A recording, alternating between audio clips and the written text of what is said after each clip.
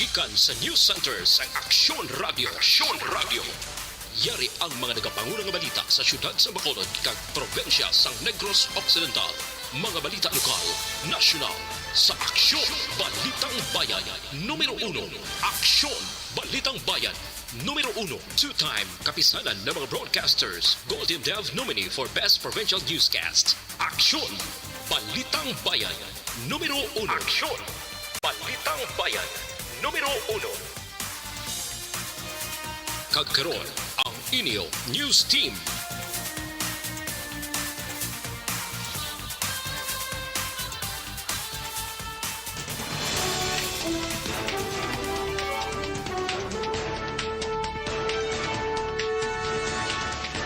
Sa ato nagapanguna nga mga Pangulong dinalan sa mga balita lokal, i-presyo application gin-upgrade sang DTI.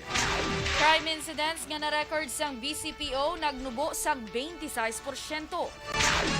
Sa balita nasyonal, PNP ginahangkat ang human rights group nga mag-upod sa anti-drug operations. Duha ka kaso sang BA5 Omicron subvariant na detect sa Pilipinas.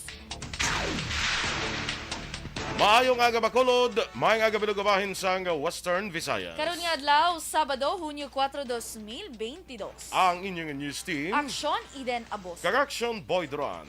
Ang mga balita lokal, pagkarapos lamang sa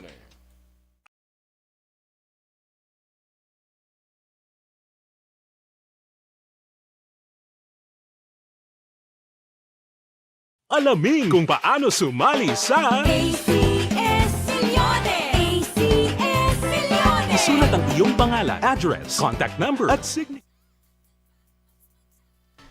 Good morning mga ka-aksyon and good morning Aksyon Eden. Yes, good morning sa atin sinima ka-aksyon, Action Boy. Happy Saturday! Oh, grabe, may amugi. Nga, maganda yung dalahiyod, gali. Ito, alas 2 pa lang lagi na nakabugtaw. Mahiyod-hiyod. Salamat ka kaya nakabugtaw ka alas 2. Yes. Alas Alas 2. Excited mag-duty. alas 2. Tingin mo kay... Wala na ako ang nag-duty. duty regimen dyan, ano kalawig pa na? Siyempre, Alas 1 hour 2? lang eh. 1 hour. Ate, okay na siya. Nakulba na ako matulog. Liwat, kaya masib lang. Pero makaya mo Mas yan. ikaw mo lang ma-headlines ah. Dasi wala sa mga headlines. True. Ang galalaki siguro. Mano ni sila, mano kuman. Sige. Saturday, today is Saturday. First Saturday, of course, of the month. Oo. Of June. Yes. Ano kita? June, ano kita? June 4. June 4. Aha, okay. Dasig sa adlaw, no? Dali na ng kasal ni Sheila ba? Uy, maninoy kraban. Of course. Di ready na to. Ano, Old Rose? Hindi. The Midnight Blue. May ara ka naman to, di ba? Ito. Kompleto. Kompleto na. Very good Sa kina-prepare. mga maninoy, kubla kag mga amo ko nang attend sa mga mo, na halos ang mga color sa mga kung na kompleto ko naman mo. True. Pwede ka na dugay kasi pwede ka na kaparkila. Kaya ginakuan ka bla ng obligar ka bla nga magbakal kaya Yes. kinanglan mo na. Oo. Kahit namin na Action Boy, kaya may makita mo, di ba? Useful man siya. Kaya may dason nga kasal, may maganda, tinad ka naman mo. Basta maintain mo lang lawas mo. Tapos tikutikan mo lang gamay. Kalaw, ay masang kulor. Ang ano ba lang nga kulor? Influensyahan. Sige. Influence. Good morning to the lahat. Dennis Richard Tibor Roma, mga mga aga. Like, follow, and share lang kita mga ka-aksyon ha, sa aton nga Nga FB doon na unay ka Live. dihaw. Herdelisa Castillo Mahilom, kag Ray Flores Barrioga. Kiani di mo ansa? Hindi ko Dali lang kayo na... nadula ano yung diyo? imo, ano ka i-check ko Nadula kayo na unay ka di gani, oh. sa pihak nga bahin sang kwan. Sinata? Ay, te, wala di ako, no? Si Kiani, hi Action Radio, good morning everyone. Don't forget to eat your breakfast. Have a great day. Solid listener in Negros. Gani ka sweet bala sa iya. Padayon Action Radio. Hindi ko wala makuan gali ang kompleto, yung lang Nga kwan. pangalan. Hindi ko di ba makita. Ako kay, di rin ako kay Alcala, Michael. Okay. Kay Ariguro Kiani Demonis Anson. Ay, good morning. Thank you so much. Mga Anson, mga kwani. Kilalang kung dito sa Manila. Ah. Miss Jenke Dialagdon, good morning man. Dira kay Melvin Piñafiel, Alex Fuentes. Kag kay Ana Sinoro, Homa Lumena. Aksyon Radio Philippine Standard Time, las 6:10.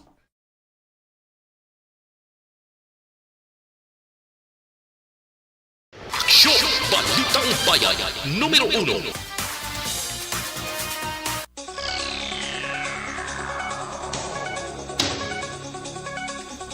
Sa detalye na sa ato nga pangunang nga mga balita lokal, gin-upgrade sang Department of Trade and Industry ang e-presyo online price monitoring system para makabulig sa mga konsumidor. Suno kay DTI Negros Provincial Director Rachel Nofable, makabulig ini sa mga konsumidor nga mahibaluan ang suggested retail price ang ila kinahanglan baklon antes magpadulong sa mga stores o supermarkets. Duha pa ni Nofable, kada bulan mag-update sang presyo sa mga balaklon rason nga mahimo ipakita asang bumalakal sa manatungdan ni malalagyan kung may pagsobra sa presyo sa item nga ilang baklon. Nagapati si Nufable nga dako mabulig sang sining application sa mga konsumidor ilabi na sa may limitado nga budget. Naibaluan unang lansar ang e-presyo app sa tuig 2015. Nagka-record naman ang Bacolod City Police Office ang 87 kakabugusan nga crime incident sa bulan sang Mayo 2022 kung ikumparar sa Mayo 2021 nga datos nga yara sa 119 ka insidente o kung may pagnubo sang 26.89%. Sa 87 ka insidente, 66 diring Peace and Order Index samtang 21 naman ang Public Safety Index. Ang pagnubo sang 8 focus crimes na obserbahan nga umalin sa 24 ka insidente sa nagligad nga tuig, nagnubo ini isang 16 na lang ka insidente subong nga tuig 2022 o kunyara sa 33.33%. Kasubong man nga nagnubo ang non-index crime kung sa diin halin sa 95 na record na lang ang 71 o kon 25%. Sa kabugusan, ang crime solution efficiency ang nagnubo man humalin sa 94% sa tuig 2021 kung ikumpara sa tuig 2022 nga mayara lamang sa 68%. Ang record nagapakita nga nalampuasan sa BCPO ang target nga 66%. Nga gintala na sini kung sa diin ang average monthly crime rate ang nanubo sang 26.89% gikan sa 19% sa May 2021 kag nangin 14% na lang sa pareho nga bulan man sang tuig 2022. Naglambot naman sa 2.1 milyones pesos nga balor sa ginasuspetsuhan Shabu ang nakuha sa kapulisan sa bypass operation sa Rosario Heights Subdivision sa Barangay Takuling, siyudad sa Bacolod kahapon sang kaagahon Biyernes. Ang nadakpan ginkilala kay Jason Havelosa, ngamong subject sa operasyon, 30 anyos, taga Barangay Mansilingan, kag sanday John Vergel Orquia, 22 anyos, kag John Matthew Tuleo, 25 anyos, taran taga Barangay Takuling. Suno kay Police Captain John Christopher Masangkay, nga hepe sa Police Station 5, mga isa kasimanan nailagi na monitor si Havelosa antes ginpatigawan ang operasyon sa lugar kundi ini nagarenta. Duha man na si Havelosa ang nadakpan na sa tuig 2018, bagod man sa illegal nga droga. Posible suno kay Masangkay nga sa ila ginarentahan nila gina-repack ang illegal nga droga kag ginabaligya sa area nga nasakupan sa Police Station 2 kag Police Station 3. Arestado naman ang 3 ka mga yaring bahin sa pahayag ni Police Captain Christopher Masangkay sa Police Station 5. Ini nga subject natin is considered na high value individual and according sa amon mga source isa amo na subong siya ibit ang act as bodigero. So dito niya gidi na ago ang iyang stock sa may areas nga isa sa apartment na gina-install nila sa Rosario Heights sa Takuling. Arestado naman ang 3 ka mga individual sa Joint Bypass Operations in Police Station 2 kag Philippine National Police Drug Enforcement Group Special Operations Unit 6 sa Purok-Lubi, Barangay 3 sa siyudad sa Bacolod. Ang sospetsado mo sila James Patrick De Asis alias Soy Soy, ginakabing nga high-value individual, 33 anyos, residente sa Barangay Kalumangan, siyudad sang Bago. Si De Asis ang nadagpana sa Marso tuig 2020 bangod sa paglapas man sang RA 9165. Kaupod man sa nadagpana si Nef Noli Pedrajas alias Big Boy, 34 anyos, residente sang Barangay Lambunao, Sara, Iloilo. Kim Alipin alias Kim, 37 anyos, sang Barangay Balintawak, siyudad sang Escalante. Na-recover sa mga nadagpan ang 55 gramos ng illegal nga droga kag nagabalor sang 374,000 ka pesos. Ang mga arestado karon ang yara na sa kustudiya sang Police Station number 2. Naaresto man ang 2 ka persona sa bypass operation sa San Carlos City Police Station sa Sitio Riverside, Hacienda San Jose, Barangay Guadalupe, sa siyudad sang San Carlos. Ginkilala ang suspetsado kay Rene Igloria, 38 anyos, nga ginakabig street level individual. Wala sang obra kag residente sang San Juan Bonifacio, Barangay 5, San Carlos City. Nadakpan man si Harold de la Fuente alias Buntoy, 25 anyos, nga ginakabig man sa street level individual kag residente sa amuman nga lugar. Nakuha sa kay Gloria ang 28 ka plastic sachet nga may unod nga nasuspetsuhan shabu kag drug paraphernalia. Nakuha naman sa posisyon ni De La Fuente ang duha ka plastic sachet nga illegal drugs. Sa din ginabulbanta may yara kabugaton nga 9 gramos ang yara sa duha ka masuspetsado kag may standard drug price nga 61,200 pesos. Sa karon ang mga suspetsado nahunong na sa kustudiya sa San Carlos City Police Station.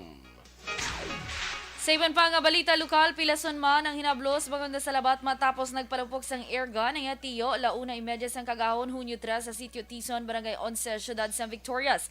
Ang biktima ginkilala kay Romel Alcasarin, samtang suspetsado mo naman si Richard Alcasarin, 47 anyos, tanan residente sang nasambit nga lugar. Sunod kay Police Major Joy Eliaga, Deputy Chief of Police ang Victorias PNP, nagainom-inom magtiyo upod ang iban nila nga himata kag abyan apang naguna pa uli si Richard sa iya nga puloy-an. Matapos ang ka oras nagmaoy ang isa nila kakaupdanan bangod sa kahulubgon rason nga ginlagas ng iban pa nga mga persona. Dugang pa nagpalagyo kag nagpanago ang nagmaoy sa puloy-an ni Richard kag ginbatos ang upod nila sa inom apan nagkaigo ang balay ni Richard rason nga nagwa ini kag nagkuha sang airgun kag nagpalupok. Didto kag nasalabat si Romel naigo siya pa ang karon ginabulong sa ospital. Palayag ni Iliaga, hindi naman magpasaka sang kasong pamilya bangod aksidente na tabo kag wala man sila sang inaway. Nasapwa naman nga patay ang isa ka senior citizen matapos maanod kag malumos sa suba sa siyudad sa Himamaylan. Ang ining biktima ang kilala kay Vicente Tugahan, 79 anyos, kag residente sa sitio Tonggo, Barangay Kabadyangan, siyudad sa Himamaylan. Sunod sa investigasyon sa kapulisan, nagbisita ang biktima sa utod nga lalaki sa pamang lugar, malasay sang takna sang gabi sa Hunyo 1. Papauli na kung taning biktima sa nagtabok ini sa suba. Sa piyak pa nga nagadalo do ang tubig, rason nga ini ang naanod kag nalumos. Las 3:45 sang hapon sang Hunyo 2, nasapwan ni Kagawad Untalan ang bangkay ni Tugahan sa suba sang pangiplan sa nasambit nga lugar. Sa karon ginulat pa sa Himamaylan City Police Station ang post-mortem kag autopsy examination sang biktima para sa nagakaigo nga disposisyon. Sa katapusan nga balita lokal, nadugangan naman sang 13 ka COVID-19 cases sa Western Visayas kahapon nga adlaw Biyernes. Sa ginpagawa nga case bulletin sang DOH-6, ang Bacolod City may 4 ka bag-o nga kaso, 3 sa syudad sa Iloilo kag tagduha sa Aklan, probinsya sang Iloilo kag Negros Occidental. Sa report sang DOH-6 may 22 ka bag-ong recoveries kag 14 ang bag-o nga napatay. Ang Rion size ang may 684 ka active COVID-19 cases kag 42.98% dire ang asymptomatic.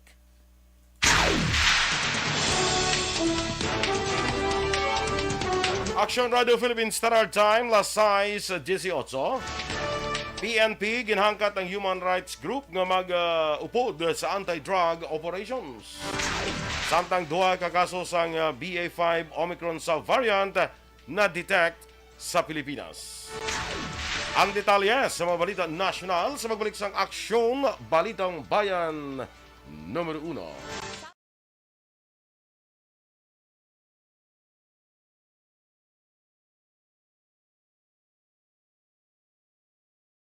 Alamin kung paano sumali sa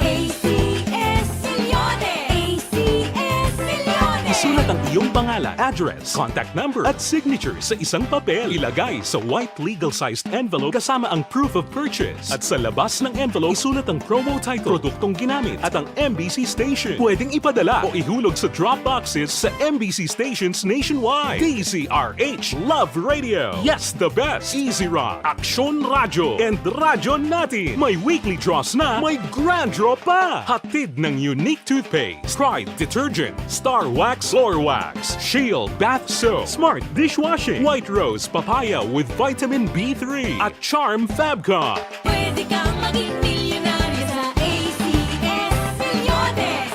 Submission of entries is from February 28 to May 27, 2022. Grand draw is on June 18, 2022. Promo period is from February 28 to June 18, 2022. See posters for details. For DOH, FDA, CCH, UHSRR permit number 0087, series of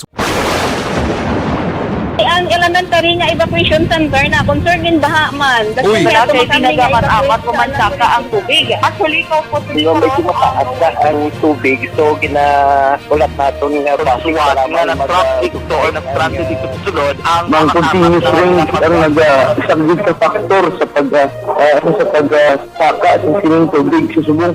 Ang Pilipinas sa mayroon sa early warning system para mahibaluan ang lakat sa panahon. Gani, wala sa rason nga hindi kita makapreparar karon ni rainy season. Yari ang pila ka mga action tips nga dapat mo may baluan. Kung nagapuyo sa lugar nga masabi ginabaha, mag-monitor sa balita para sa anunsyo sang pag-asa sa lakat sang panahon. Isa sa pinakapos nga pamaagi para malikawan nga magsulod ang baha sa balay, among paggamit sang sandbag. Ang sandbag ang isa kasakong nga may unod nga balas nga pwede ibutang sa pertahan upon ginaagyan sang tubig para temporaryo nga makontrol ang pagsulod sang tubig sa inyong nga balay. Antes naman ng rainy season, dapat nakapreparar ka na sang pagkaon, flashlight, pito, kandila, hygiene kit, power bank, transistor radio, importante nga mga dokumento kag iban pa nga kinahanglanon. Ini ang dapat isulod sa go bag nga dapat ibutang sa isa ka lugar nga mapus kuhaon sa tion nga kinahanglan nga mag-evacuate. Sa tion sa pagbaha dapat butangan sang tape ang saksakan sang mga outlet kag ibutang sa mga taas nga mga lugar ang appliances. Kunyara sa evacuation center, dapat man nga ipatuman ang minimum health protocol, face mask, face shield kag social distancing batok sa COVID. Sa panahon sa tig-ululan, dapat man proteksyonan ang ikaayong lawas batok sa nila ka mga masakit, kang isang dengue, leptospirosis, cholera, typhoid fever, hepatitis A. Nagpanugyan man ang DOH kay pabili ng proper hygiene kay pag-inom sang limpyo nga tubig. Lutuon sang gusto ang pagkaon para malikawan ang contamination. Maghugas sang kamot antes kag pagkatapos ang kaon kag matapos nga mag-usar sang banyo. Likawan man ang paglangoy o kon pagtubog sa baha. Kini sa Aksyon Dale Salazar para sa Action Tips na nagapahanong nga maghalong sa tanan nga tion. And the winner for Digital Storytelling Best Social Media Video is John Dale Salazar, Bacolod, Aksyon Radyo Bacolod, Nurse, BHW, kag iban pa. Magluwas sa mga frontliners nga nagarisgo sang ila kabuhi sa sulod sang hospital. Nagakaangay man nga tagan naton sa pagkilala ang mga frontliner nga nagatrabaho sa sulod sang isolation facility. Ang mga doktor kag nurse nga nagarisgo man sang ila kabuhi sa pagtatap sa mga asymptomatic kag mild COVID cases. Ang mga barangay health workers nga gin-assign sa isolation facility, mga cook nga nagaluto sa mga pagkaon sa mga COVID positive. Ang extraction kag disinfection team sang syudad, ang mga utility personnel nga nagakuha sang basura sang mga pasyente. Ini ang mga frontliners kag nakitaan ko ang ila sakripisyo apisar sang manubo nga sweldo o kon allowance halin sa gobyerno. Ako sa Action Dale, COVID positive sadto. Naka-recover sa masakit bangod sa bulig sang sini nga mga tawo. Madamo gid nga salamat sa tanan nga frontliners.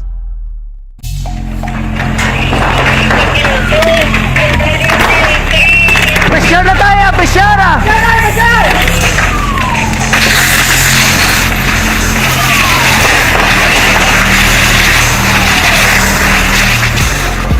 Every day is Fire Prevention Day. Gani importante nga maihibalo kita kung paano malikawan ang sunog. Yari ang pila ka mga action tips angot sa fire prevention. Sa tion nga maghalin sa balay, siguraduhon nga naka-unplug ang tanan nga saksakan. Likawan ang octopus connection o ang pagsaksak sang madamo nga gamit sa isa ka. Bird. Ah. Sige. Basta kilid siya yung lipayo. Trexie Iboseo, mga aga, Leia Morales Berida. Watching live from Barangay Abuanan, Bago City.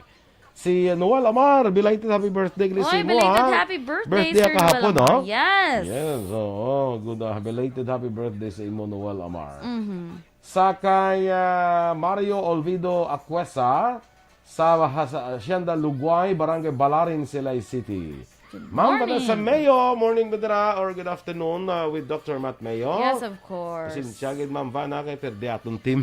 Ay, JSW. Perdi atong team. Ate, sige, go. Kay Ma'am Jinky Delagdon, of course, dira sa may Arizona. Kag sa family Delagdon, sa may DSB, of course, family Alvarez man sa Barangay Tangog. Good morning. Kay Jose Mongcal Torilla, good morning. Naga-monitor sa Binalbagan. Che Zamora, good morning. Father Amber, kuno aming aga, hambaling Ma'am Ana Sinoro. Elvira, hello go, good morning. Russell Gomez, good morning man. Good morning kuno Pariboy, hambal ni Grace. Yes, morning, Mari Daidi. Congratulations. Ano? Daidi na siya, Daidi. Daidi. Daidi Grace? Actually, Grace Soki na siya, pero Daidi na iyang ayo. Nakita ko siya sa TV, kina-interview siya. Bongga sa diin? Sa GMA. Oo. Na-interview siya ni Dian. Ay, okay. Kay Kwan ang feature siya as a pianist. Wow! Artista ka naman. Tanawan ko na ba? Nag-sample to siya. Oo. Sample siya. Actually, si Daidi niya mo ni sa amon nga pianist sa choir namon. Kora sa choir namon. Nga sa una. No, daw damo ni sa dugi-dugan ni sa piano ya. Na, kung gusto, alang-alang naman galing tudloan kapag guro do. Ganito ko tudlo mo guro. Tig-arin yung mga tudlo. Sabat. Pero sa una, Action Boy, yun pa tunaan ko na ni Mama. Galak ka. Dapat kay Daidi ka nagtuon. Kaya sino ko, Teacher Jinky, ito pangalan, saan ako Galagdon? Hindi. Awa. Nalipat ko na yung Pelieto. M. Aboso, good morning, Ragawod. Yes. Hindi yun na. Mustang kaladas maamda. Basta si Dag Pandanda, musta? Ato, ano man eh? Hindi ko man nag-ano ka, niya ma-jacket chan ko tani, hindi ko kaya sabi. Iyo ko mag-edad ka muna, magtuon na jacket chan. True! Jacket chan ko sa una, pero binubin pa kuya. Nidlaw sila kuno sa feeling nga madasma.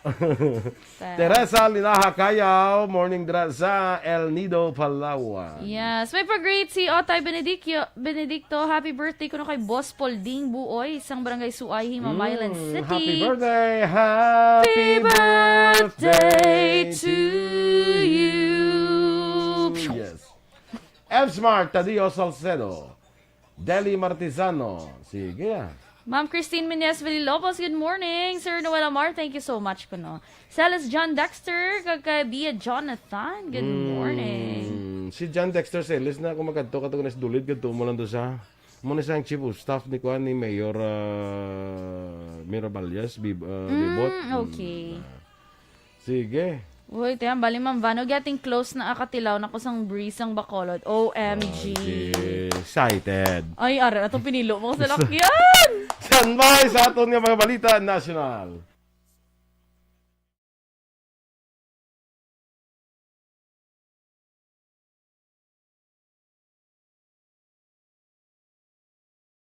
Alamin kung paano sumali sa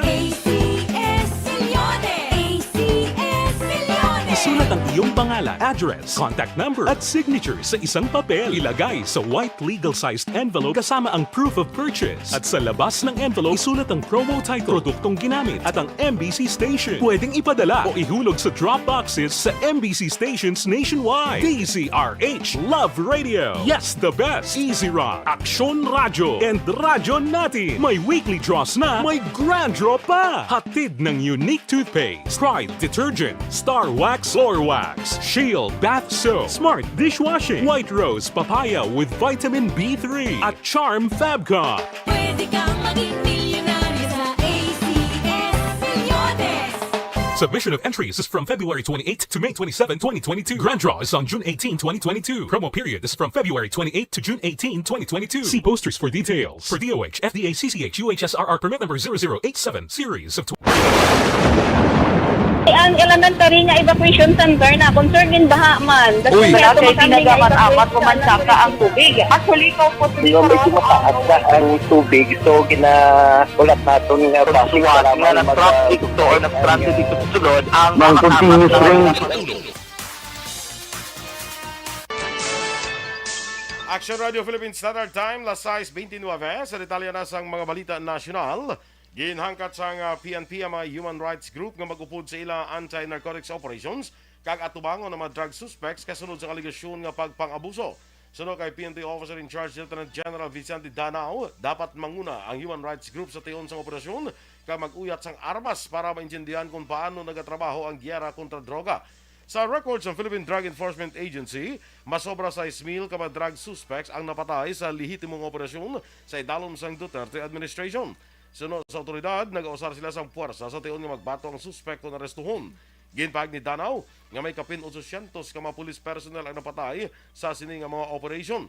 Liwat ng inandugan ni Danao nga kinanglan depensahan sa kapulisan na Koglingon sa tiyon nga makita nga magbalos ang mga suspects.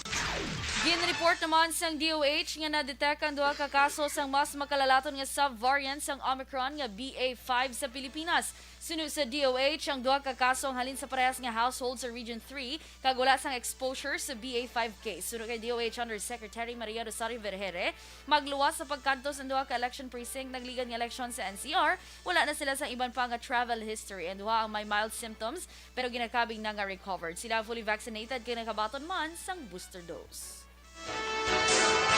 Samtang handa na ang Department of Health sa transition sa incoming administration ni President-elect Ferdinand Marcos Jr. Sunod kay Health Secretary Francisco Duque III, ila ginahulat nga hingadlan ni Marcos sa masunod nga Health Secretary. Duha pa ni Duque, handa na sila nga pungkuan ang pagpatuman sang transition plan para makabenepisyo ang masunod nga administrasyon. Sunod pa kay Duque, may nakahanda ng gobyerno nga playbook nga among basihan sa implementasyon sang prevention, detecting, isolating, treating, integrating, vaccinating kag booster shots. Para kay Duque, mas maayo ang nahimo sang gobyerno ikumparar sa kaiping nga mga ASEAN countries kay makita man nga padayon ang pagnubo sang COVID cases. Ginasuportahan naman sa Philippine College of Physicians ang pagkakasang public health emergency sa pungsod samtang ginsuwestyon nga ipabili na pagsuksok sang face mask. Sunod kay Dr. Maricar Limpin, presidente sang PCP, kinahanglan pa nga magulat sang gamay nga tion antes kakaso ng pagsuksok sang face mask sa public spaces apesar nga naganubo na ang bag-o nga COVID-19 cases. Samtang gina-review karon sang Department of Justice ang mga kaso angot sa droga batok kay Senador Leila de Lima matapos ginbawi sa pila ka mga testigo ang testimonya batok sa senadora. Sunod kay Justice Secretary Minardo Guevara, ang pagbawi sang statement ang dapat himuon sa korte kag indi sa media. Duha pa ni Guevara, ang pagbawi sang pahayag ang dapat pa nga i-cross-examine sa korte. Sunod pa sa DOJ Secretary, hindi pa karon nila mahambal kung ano ang kamaturan, ang orihinal nga testimonya o kung ang ginbawi nga statement. Una na ang ginbawi ni self-confessed drug lord Kerwin Espinosa ang pahayag nga paghatag sang 8 milyones pesos nga payola halin sa droga kay de Lima sang iniyang nagserbi nga Justice Secretary paagi sa driver nga si Ronnie Dayan.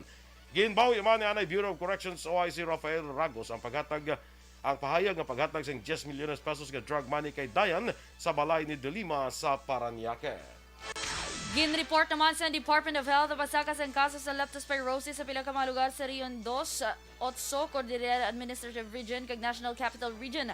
Sa records ng DOH, may 531 ka leptospirosis cases nga gin-report humalin Enero 1 tubtob Mayo 7. Mas mataas ang 6% kumpara sa kaso sa parehas nga panahon tinalikdan nga tuig. Sunod kay Health Undersecretary Maria Rosario Vergere, karon nga panahon sa tig-ululan, masami masakit sa leptospirosis bangod sa pagbaha kag nagaimpon diri ang ihi sang mga sapat. Aksyon Radio Philippines Standard Time, las 6:33. Inyong ginamatian aton mga balita. Diri sa Aksyon, Balitang Bayan Numero 1. Standby na sa Action Report, second portion. Napod ka Aksyon, Art Tayhopon. Ang inyo naman din nga news team. Aksyon, Eden Aboso. Kag Aksyon Boy Duran. Una sa balita, una sa Aksyon. Sa Bacolod Aksyon Radio. Aksyon Radio!